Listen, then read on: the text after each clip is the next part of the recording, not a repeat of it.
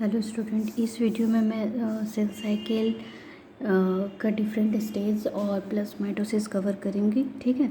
इससे पहले वीडियो में मैं क्रोमोसोम, क्रोमेटिड क्या है, डिफरेंस क्या है, ये सब के बारे में डिस्कस की थी। ओके, स्टार्ट करते हैं। देखिए, सेल साइकिल का मतलब इसमें क्या समझ रहे हो आप। मतलब अगर हम सेल के बारे में बात करें तो वो कोई एक पॉइंट से, कोई एक स्टेज से शुरू होकर वापस वहाँ रिटर्न हो रहा है। ठीक है। और डिवीज़न, हम लोग यहाँ सेल के बारे में पढ़ रहे हैं तो सेल का ही डिवीज़न होगा। ठीक है। तो पहले ये साइकिल क्या है उसका डायग्राम पहले समझ लेते हैं। ठीक है। देखिए,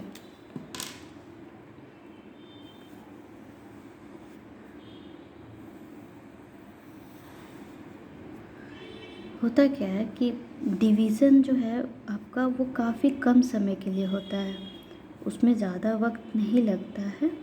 ये डिवीज़न है। ठीक है। मतलब पूरा जो अगर हम टाइम देखें, टाइम पीरियड सेल साइकिल का, तो डिवीज़न का टाइम काफ़ी कम टाइम के लिए होता है। आई थिंक 1 आवर में हो जाता है। बट उससे ज़्यादा 8 आवर, 11 आवर इसके डिफरेंट स्टेजेस जो हैं प्रिपरेशन के उसमें लगते हैं। ठीक है। तो डिवीज़न जो है उसे ही आप एम फेज कहते हैं। ठीक है। यहाँ एम का मतलब है माइटोसिस या मियोसिस। माइटोसिस, कुछ सेल में माइटोसिस होता है और कुछ सेल में मियोसिस होता है। ठीक है। ये एक साथ नहीं होगा, सेल पर डिपेंड कर रहा है। ठीक है। इसमें भी 2 पार्ट है। ठीक है।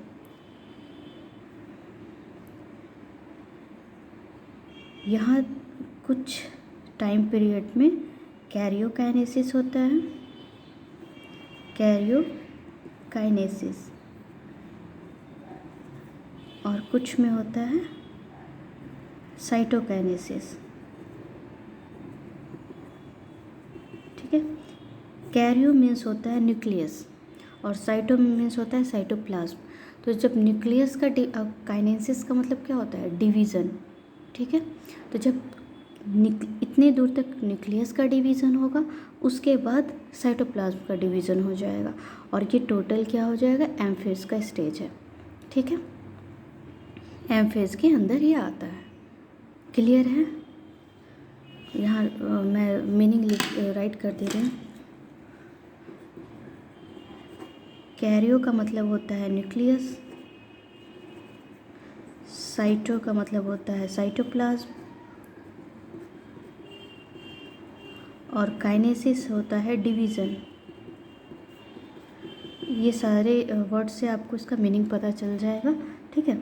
तो कुछ टाइम पीरियड में कैरियोकाइनेसिस होता है, उसके बाद जब न्यूक्लियस का डिवीज़न, क्रोमोसोम सारे बट जाते हैं, अपने अपने पोल में चले जाते हैं, तो बच क्या गया, साइटोप्लाज्म का डिवाइड होना।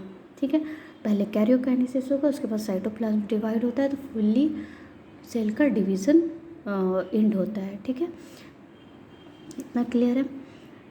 एम फेज से पहले डिवीज़न, ये सारे जो डिवीज़न हो रहे हैं उससे पहले का जो स्टेज है ये वो है इंटरफेज। ठीक है। इंटरफेज में क्या होता है, प्रिपरेशन होता है। ठीक है। देखिए, जैसे आप एग्ज़ाम देने जाते हैं, एग्ज़ाम हॉल में आप बैठे हैं। ठीक है। एग्ज़ाम में मैक्सिमम 3 आवर्स का होगा, 1 आवर का एग्ज़ाम होगा। ठीक है। आप जितना नॉलेज इकट्ठा किए आप एग्ज़ाम में लिख के आ गए, वो आपका क्या है, फाइनल प्रेजेंटेशन है। लेकिन उससे पहले आप 6 महीना, साल भर, ठीक है, 1 साल तक प्रिपरेशन करते हैं ना, तो वो प्रिपरेशन का स्टेज जो है वो लंबा होता है। और डिवीज़न का, माइटोसिस या मियोसिस जो फाइनल स्टेज होता है वो काफ़ी कम टाइम पीरियड के लिए होता है। ठीक है। तो हम लोग ये जो लंबा स्टेज है, ठीक है, लंबे टाइम पीरियड के लिए, इसको हम लोग क्या बोलेंगे, इंटरफेज। ठीक है।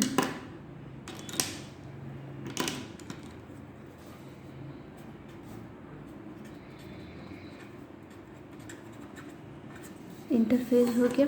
ठीक है। इंटरफेज भी इसमें 3 स्टेप्स होते हैं। एक होता है G1 phase, S phase and G2 phase. ठीक है।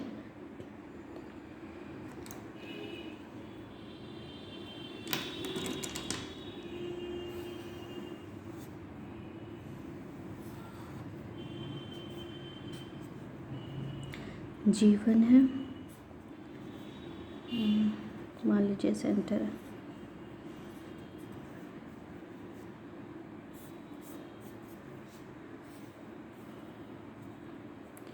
G1S एंड G2,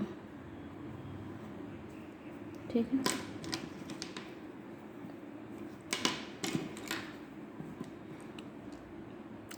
ये हो गया G1, ये है G2 और ये हो गया आपका S फेज, ठीक है।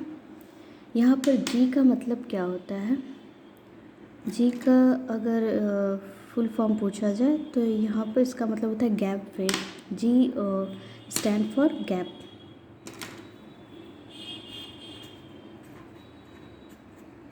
ठीक है। गैप 1, गैप 2, कहीं कहीं इसको ग्रोथ फेज भी लिखते हैं, ठीक है। पर अगर जी का अगर आपसे आए क्वेश्चन पूछा जाए कि जी स्टैंड्स फॉर, तो आप गैप राइट कीजिएगा, वो करेक्ट आंसर होगा। ग्रोथ फेज, ठीक है, ये भी ग्रोथ फेज है। और यहाँ एस का मतलब, एस का फुल फॉर्म क्या होगा यहाँ पर? सिंथेसिस, सिंथेसिस फेज, ठीक है। किसका सिंथेसिस हो रहा है यहाँ पर? सिंथेसिस फेज, यहाँ पर सिंथेसिस हो रहा है डीएनए का, ठीक है। क्लियर है? देखिए, ये जो सेल साइकिल है यहाँ, ये कब शुरू होता है? मान लीजिए कोई बेबी है, ठीक है, वो इतने ही हाइट का तो नहीं रह जाएगा ना, उसका ग्रोथ होता है हर प्रोपोर्शन में होता है, हैंड, फेट, हेड वगैरह ऑर्गन। तो जब ये ग्रोथ होता है इसका, तो सेल, इसमें जो सेल है, सेल का संख्या तो बढ़ेगा ना, वही सेल इलोंगेट तो नहीं होता है। तो सेल का संख्या कैसे बढ़ेगा, नंबर कैसे बढ़ेगा? डिवीज़न के कारण, ठीक है। सेल में डिवीज़न हुआ, तो यहाँ पर तो हम कह सकते हैं सेल डिवीज़न कब होता है? ग्रोथ के समय होता है, ठीक है। या फिर बॉडी में कहीं रप्चर या वुंड है, ठीक है, ये आपका कोई बॉडी पार्ट है, ठीक है, यहाँ पर कट हो गया है, वुंड है, उस वक्त जब ये हील होता है, देखे होंगे आप, कहीं चोट लग गया तो वो वैसे ही स्किन नहीं रहता है, धीरे धीरे वो फिल हो जाता है, ठीक है, उस जगह में फिल हो जाता है। तो ये कैसे होगा? इस वुंड के नीचे जो सेल होते हैं, ठीक है, वो पहले रेस्ट कंडीशन में रहते हैं, बट यहाँ चोट लगने पे, ऐसा कट होने पे उनमें सिग्नल आता है कि इस स्ट्रक्चर को फिल करना है, ठीक है, उनको डिवाइड होना है, ठीक है। इस कट के दौरान ही यहाँ पर प्रोटीन या लिक्विड के कारण इनमें सिग्नल आता है, ठीक है। ये आप लोग बाद में सब पढ़िएगा। तो ये जो सेल जो रेस्ट में थे, पहले डिवाइड नहीं कर रहे थे, अब इनमें डिवीज़न का सिग्नल आया तो डिवाइड करते हुए इस एरिया को फिलअप कर देते हैं, ठीक है। तो सेल डिवीज़न और सेल साइकिल जो हम लोग पढ़ रहे हैं, ये यहाँ पर भी अप्लाई होगा, ठीक है। ये एक तरह से हम क्या बोल सकते हैं, रिपेयर हो रहा है, ठीक है। और कहाँ पर सेल डिवीज़न होता है? ग्रोथ में होता है, रिपेयर के टाइम होता है, ये इसका सिग्निफिकेंस है। और कहाँ होगा? इस स्पर्म और ओवा बनते वक्त, ठीक है, रिप्रोडक्टिव पार्ट में हमारा। तो हम यहाँ पर इसका वर्क राइट कर सकते हैं ना, सेल डिवीज़न क्यों होता है, कहाँ होता है? ग्रोथ के समय, रिपेयर के वक्त, ठीक है, और रिप्रोडक्टिव ऑर्गन में, प्रोडक्टिव ऑर्गन में, किसके प्रोडक्शन में, क्या प्रोड्यूस होने के लिए वहाँ पर सेल डिवाइड हो रहा है? ओवा या फिर एग लिख सकते हैं उसको, और स्पर्म बनने के लिए, मेल में स्पर्म होगा, फीमेल में एग होगा, ठीक है।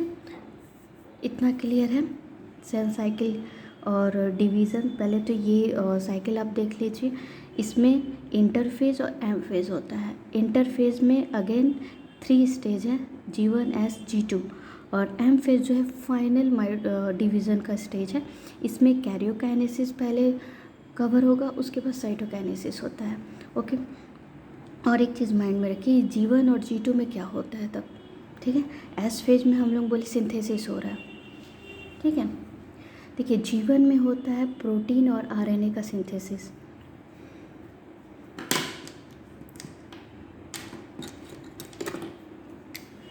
G1 में RNA और प्रोटीन सिंथेसाइज होगा, ठीक है, बनेगा। एस में DNA का सिंथेसिस होगा, ठीक है, रेप्लिकेट होगा, अपने जैसा ही DNA बनाएगा, ठीक है। और अगेन गैप 2 या ग्रोथ 2 फेज में यहाँ पर RNA और प्रोटीन सिंथेसिस होगा, ठीक है। ऐसा क्यों होता है, देखिए सेल, अगर एक सेल है 46 क्रोमोसोम है, ठीक है, उसे डिवाइड होना है तो क्या एक में सारे मटेरियल रहेंगे, दूसरा वैकेंट रहेगा, तो उसका तो कोई यूज़ ही नहीं है ना। तो दोनों में जेनेटिक मटेरियल जाना चाहिए, उसके लिए क्या करेगा बेचारा, उसके लिए अपना जो DNA है, जो क्रोमोसोम है उसका 46, उतना मटेरियल उसको दूसरे सेल में भी डालना है। तो पहले क्या करेगा, अपना 46 क्रोमोसोम को वो रेप्लिकेट करेगा, उसके जैसा ही बनाएगा 46 और, ठीक है, और तब वो डिवाइड होकर उसमें शेयर करेगा। तो DNA के रेप्लिकेशन से पहले उसे क्या चाहिए, DNA के रेप्लिकेशन से पहले उसे प्रोटीन चाहिए जो DNA को रेप्लिकेट कर सके, ठीक है। DNA खुद ही रेप्लिकेट नहीं होगा, वो एक बेस है, मतलब वो वैसा ही एक और बनेगा। कब बनेगा, जब प्रोटीन उसमें वर्क करेंगे, ठीक है। तो DNA बेचारा क्या करता है, RNA बनाता है, RNA प्रोटीन बनाता है और फिर इसे रेप्लिकेट करता है। कभी भी DNA प्रोटीन डायरेक्ट नहीं बनाता है, DNA अपने जैसा RNA बनाता है, फिर RNA प्रोटीन बनाता है। देखिए मैं कुछ इसमें ज़्यादा समझा दे रही हूँ, बट ज़रूरी है क्योंकि छोटा छोटा चीज़ बहुत कन्फ्यूज़न क्रिएट करता है। अब जैसे हम लोग DNA सिंथेसिस यहाँ पढ़ रहे हैं और ये डिवीज़न के वक्त दिखता भी है क्रोमोसोम DNA, लेकिन ये दोनों क्यों हैं, ठीक है, इसका समझ में नहीं आता है। तो देखिए DNA बेचारा रेप्लिकेट करना चाह रहा है, ये है DNA, वो क्या करे, उसको अपने जैसा एक और DNA बनाना है, तो डायरेक्ट नहीं बना पाएगा, ठीक है, उसमें ये कैपेसिटी नहीं, उसको प्रोटीन का हेल्प चाहिए। तो वो क्या करता है, RNA बनाता है, ठीक है, ये हो गया DNA, ये है RNA अब क्या करेगा, अब ये प्रोटीन बनाता है, ठीक है, और ये प्रोटीन ही सारा वर्क करता है,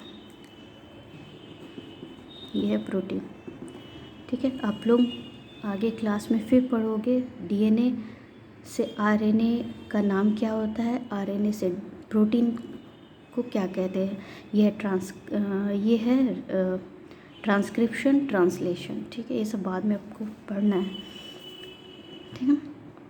तो बेचारे यहाँ पर डिवाइड तो हो गया, रेप्लिकेट हो गया DNA। अब DNA रेप्लिकेट तो हो गया, लेकिन उसको क्या करना है कि अब सेल के अंदर मूव करना है, डिवाइड करना है, सेल कंस्ट्रिक्ट होगा, ठीक है, साइटोप्लाज्मिक कंस्ट्रिक्ट होगा, डिवाइड होगा। तो ये सब काम कौन करेगा, DNA तो अपना काम कर लिया, अब ये काम भी प्रोटीन करता है। तो अगेन DNA क्या करता है, RNA बना रहा, प्रोटीन बना रहा, ताकि आगे का फंक्शन भी इन लोग करे। समझ में आया, पहले खुद को रेप्लिकेट करवा लिया ये सब बना के, फिर उसके बाद आगे साइटोप्लाज्म में जितने भी चेंजेस होने वाले हैं न्यूक्लियस में, उसको कैरी करने के लिए, उसको मतलब अच्छे से प्रोसेस होने के लिए वो फिर अगेन RNA प्रोटीन बनाता है, ठीक है। इंटरफेस समझ में आ गया, एम फेज अब आपको पढ़ना है, ठीक है, ओके। देखिए एम फेज दो टाइप्स के होते हैं, माइटोसिस एंड मियोसिस। माइटोसिस कहाँ होता है, मियोसिस कहाँ होता है? मियोसिस रिप्रोडक्टिव ऑर्गन, आप बोलिए जैसे टेस्टिस ओवरी में होगा, या फिर आप डायरेक्ट उसको राइट कर सकते हैं जर्म सेल में मियोसिस होता है, ठीक है, मियोसिस होता है। और सोमैटिक सेल, देखिए रिप्रोडक्टिव ऑर्गन को छोड़ के, मतलब टेस्टिस और ओवरी को छोड़ के बाकी जितने भी हमारे ऑर्गन हुए, स्किन, हेयर वगैरह, ये सब सोमैटिक सेल है। सोमैटिक सेल में आपका होता है माइटोसिस। क्लियर है? ठीक है। यहाँ पर टेस्टिस एंड ओवरी, इसी ऑर्गन में मियोसिस होगा, ठीक है, और उसमें जर्म सेल होते हैं। अब माइटोसिस स्टेज स्टार्ट करते हैं, ठीक है। ओके,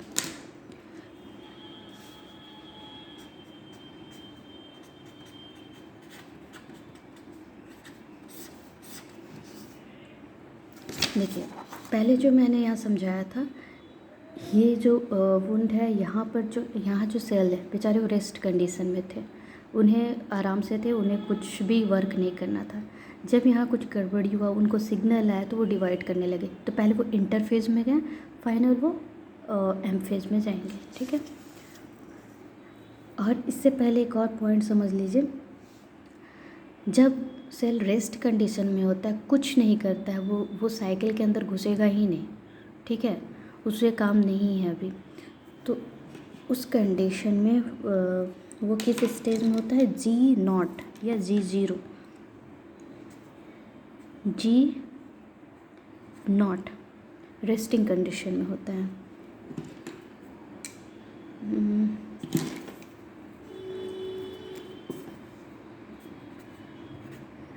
रेस्टिंग फेज़ में होता है। यहाँ पर वो कुछ नहीं करता है, बेचारा बैठे रहता है, उसे सिग्नल मिला तो वो साइकिल के अंदर गया, नहीं तो ऐसे ही बैठा रहेगा, ठीक है। माइटोसिस में देखिए अब स्टेजेस का नाम है प्रोफेज, मेटाफेज, एनाफेज, टीलोफेज, ठीक है। 4 स्टेज हैं इसके, 4 फेज हैं।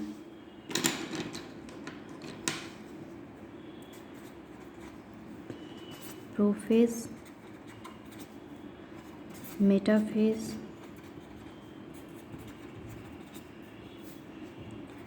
एना एंड टीलो,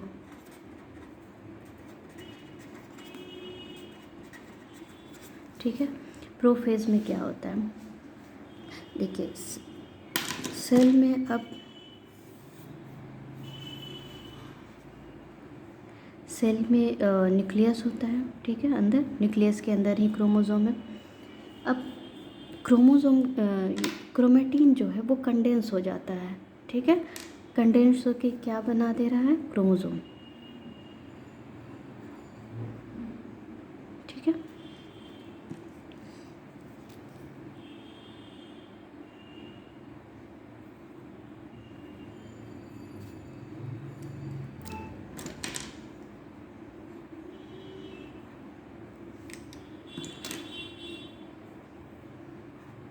दो क्रोमोसोम ले लिए हैं, 2 क्रोमोसोम से इससे समझेंगे, ठीक है। तो प्रोफेज में आप राइट कर सकते हो, प्रोफेज में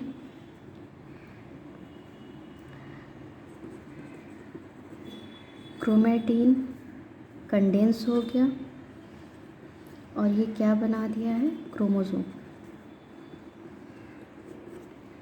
ठीक है।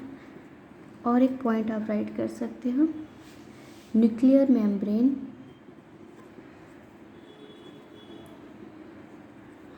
होता है ये है कि अब प्रोफेज के बाद जो स्टेजेस आएंगे उसमें अब न्यूक्लियर मेम्ब्रेन नहीं चाहिए, क्योंकि क्रोमोसोम क्या है, मूव करने लगता है, ठीक है। ये इक्वेटोरियल प्लेट पे आएगा, डिवाइड होने के प्रोसेस में है, तो सबसे पहले क्या होना चाहिए, न्यूक्लियर मेम्ब्रेन क्या होना चाहिए, डिसअपेयर, ब्रोकन होगा, और एक चीज़ होगा, जितने सेल ऑर्गेनल्स हैं वो भी हट जाएंगे, न्यूक्लियर मेम्ब्रेन डिसअपियर, और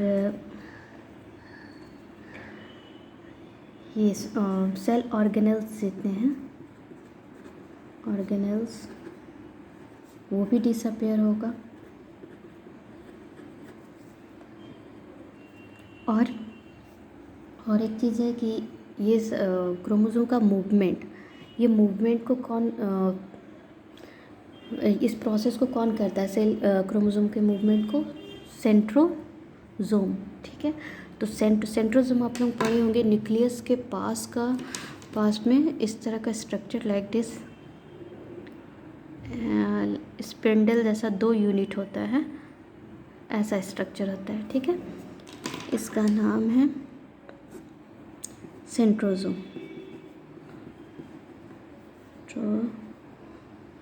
ठीक है। सेंट्रोजोम यहाँ पर डिवाइड होता है, ठीक है। ये एक और फिगर यहाँ मैं बना दूँगी लेट प्रोफेज का, उसमें सारा क्लियर हो जाएगा, ठीक है। सेंट्रोजोम डिवीज़न या डिवाइड राइट कर सकते हैं, सेंट्रोजोम डिवाइड होता है, ठीक है। देखिए डायग्राम कैसा होना चाहिए,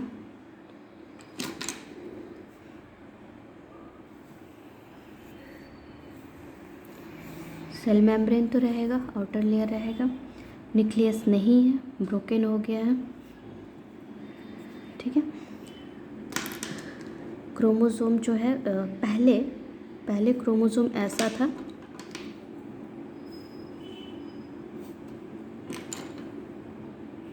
या क्रोमेटिन बोलिए, इस तरह का था।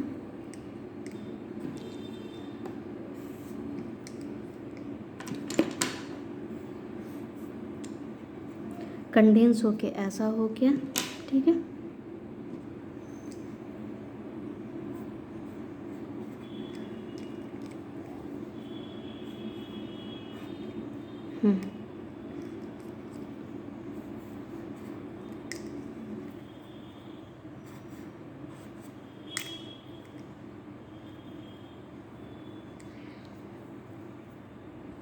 ठीक है, ये फिगर होगा। और प्लस सेंट्रोसोम जो है वो डिवाइड हो जाता है। सेंट्रोसोम के अंदर का ये स्ट्रक्चर क्या है? सेंट्रियोल, ठीक है। सेंट्रोसोम में जो 2 यूनिट दिख रहा है इसका नाम है सेंट्रियोल। सेंट्रियोल डिवाइड हुआ फाइनली, तब सेंट्रोसोम भी डिवाइड होगा। देखिए इस तरह से